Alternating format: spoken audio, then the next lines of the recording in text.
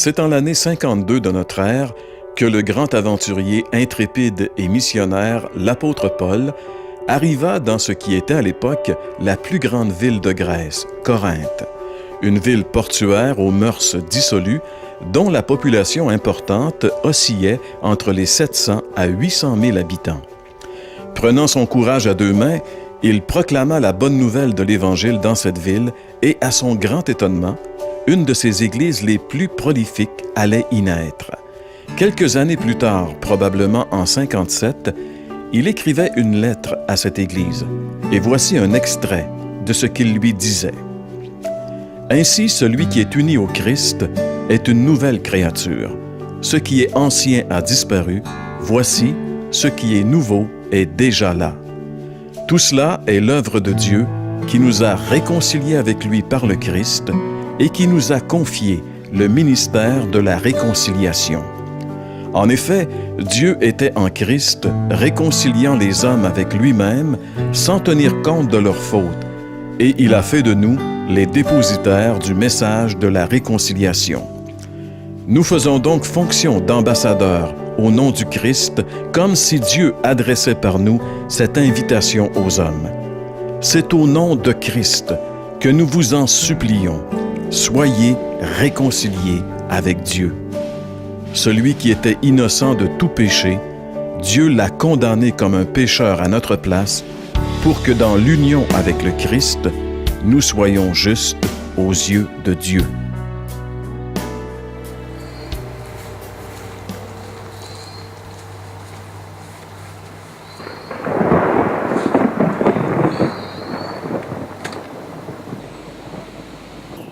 Il est probablement impossible de lire la Bible sans venir assez rapidement à la conclusion que l'homme a un sérieux problème avec Dieu. Et ce problème-là, bien sûr, il est causé par ce que la Bible appelle le péché. Sur l'illustration que nous pouvons voir présentement, on voit cette illustration du pont et on voit très bien illustrer cet abîme qui existe entre l'homme d'un côté qui est pécheur et le Dieu trois fois saint de l'autre côté. Cette illustration nous aide à comprendre qu'entre l'être humain et Dieu, il existe un abîme. Le péché a vraiment rompu toute espèce de communication entre l'homme et Dieu. Et dès lors se pose un problème majeur, probablement un des problèmes les plus importants. Comment est-ce possible de rétablir la communication avec Dieu?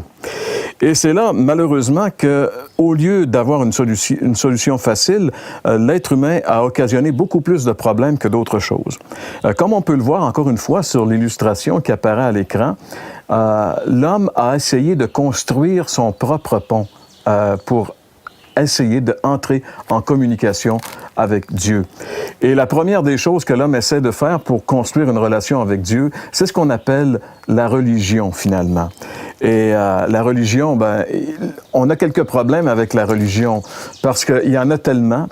Si on veut prendre le chemin de la religion, il faut essayer de découvrir quelle est la bonne. Est-ce que c'est le christianisme? Est-ce que c'est l'islamisme qui, de plus en plus, devient populaire dans le monde entier? Est-ce que c'est l'hindouisme? Est-ce que c'est l'athéisme? Finalement, c'est pas évident de trouver une religion lorsqu'on a choisi de se réconcilier avec Dieu par le chemin de la religion. Et la deuxième question qu'on peut se poser avec la religion comme moyen possible de rétablir la communication avec Dieu, c'est est-ce que ça marche? Parce qu'en réalité, si on prend les religions, si on regarde le phénomène des religions, dans chacune des religions, il y a des gens qui font toutes sortes de choses, mais jamais personne n'a vraiment une assurance de son éternité à travers la religion.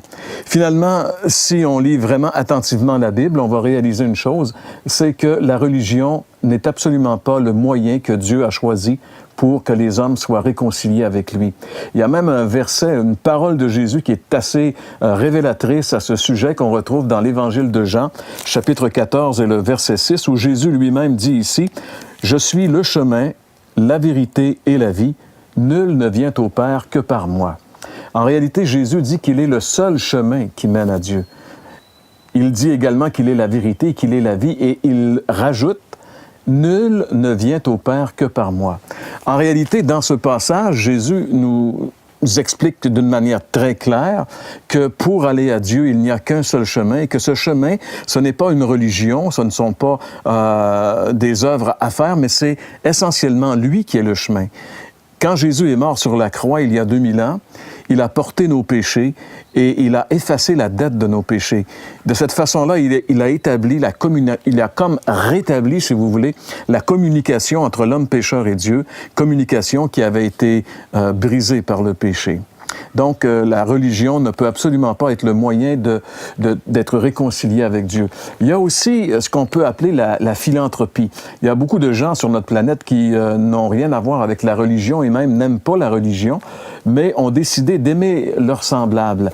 C'est ce qu'on appelle les philanthropes qui font des bonnes œuvres. L'humanitaire, l'humanisme, aider son semblable. C'est très bon en soi, parce que la Bible dit que même Jésus, un jour, a dit aux chrétiens d'aimer leurs prochains comme eux-mêmes. Donc, d'aimer les autres et de faire du bien aux autres, en soi, c'est très bien. Sauf que c'est pas le moyen que Dieu a choisi pour rétablir la communication avec Dieu. Quelques bonnes œuvres qu'on puisse faire envers les autres, ça ne réussira jamais à rétablir la communication avec Dieu parce que c'est pas la solution de Dieu. Dans l'Épître de Paul aux Éphésiens, j'aimerais vous lire ces deux versets qu'on retrouve au chapitre 2, les versets 8 et 9, où il est dit ici: « C'est par la grâce que vous êtes sauvés par le moyen de la foi, et cela ne vient pas de vous. Ce n'est pas par les œuvres, afin que personne ne se glorifie. » Ce passage, il est très clair ici, nous démontrant que la réconciliation avec Dieu, le salut de notre âme, c'est par la grâce. C'est un cadeau, une faveur imméritée que Dieu nous donne.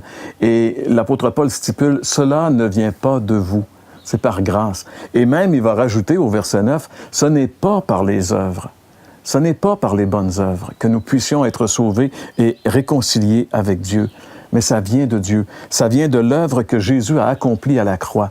Et c'est un peu ce que l'apôtre Paul nous révèle. En fait, c'est pas juste un peu, c'est vraiment ce que l'apôtre Paul nous révèle dans ce verset de 2 Corinthiens, chapitre 5, verset 19, où il dit « Car Dieu était en Christ, réconciliant le monde avec lui-même, en n'imputant point aux hommes leurs offenses. » Quelle vérité ici qui nous est révélée. Il nous a d'abord dit que Dieu était en Christ, ce qui nous prouve encore une fois que Jésus, c'est Dieu manifesté en chair. La Bible parle d'une vérité incroyable qui s'appelle l'incarnation. C'est qu'un jour, Dieu, qui a créé les cieux et la terre, a décidé de visiter sa créature sur la terre en devenant un homme. Son Fils est venu ici. Il s'est incarné dans une jeune fille. Il est né comme tous les autres êtres humains, alors qu'il était quand même différent puisqu'il était parfaitement Dieu et parfaitement homme.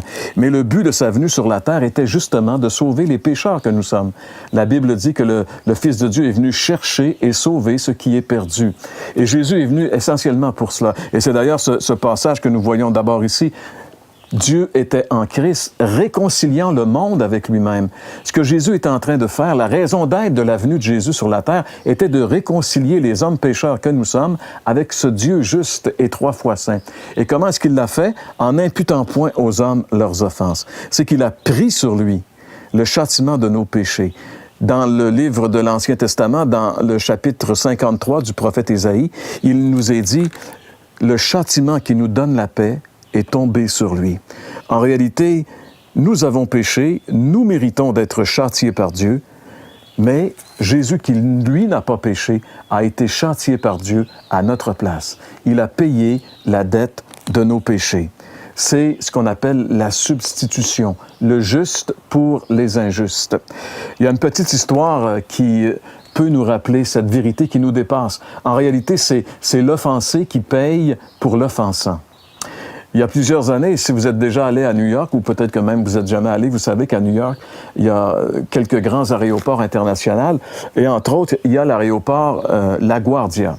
Ce que nous savons peut-être pas beaucoup à propos de l'aéroport LaGuardia, c'est que cet aéroport porte le nom d'un maire célèbre de New York qui s'appelait Fiorello LaGuardia. Mais avant d'être maire de New York, il a été juge.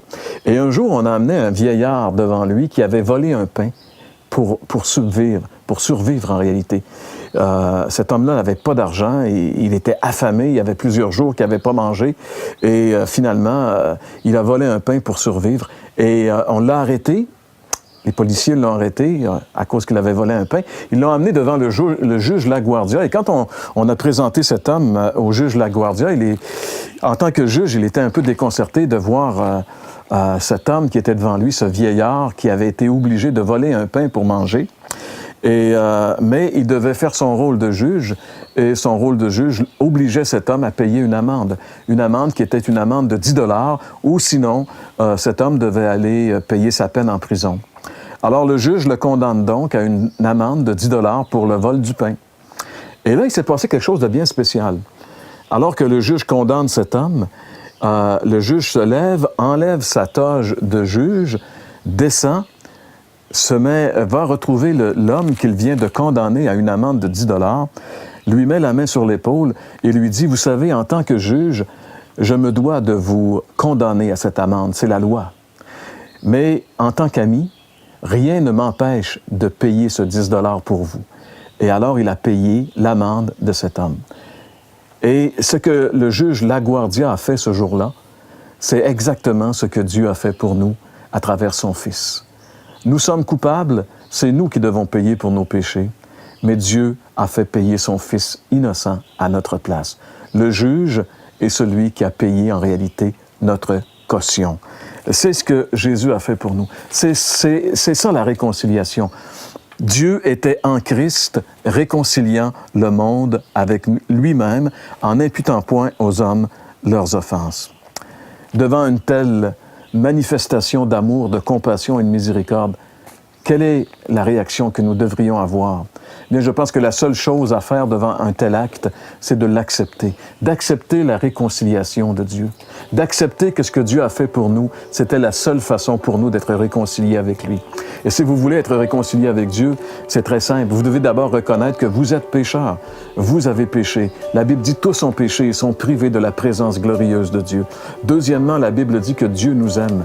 Dieu a tant aimé le monde qu'il a donné son Fils unique afin que quiconque croit en lui ne périsse pas, mais qu'il ait la vie éternelle. Et finalement, nous devons le recevoir comme Sauveur et Seigneur. Dans l'Apocalypse, chapitre 3, le verset 20, il est dit « Je suis à la porte et je frappe.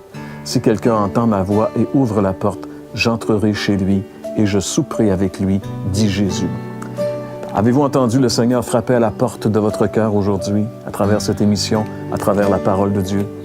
Ouvrez-lui votre cœur maintenant. Dites-lui simplement « Seigneur, entre, fais ta demeure en moi, je te donne ma vie.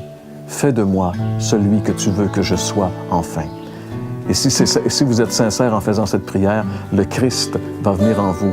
Il va complètement transformer votre vie et enfin, vous serez réconciliés avec Dieu.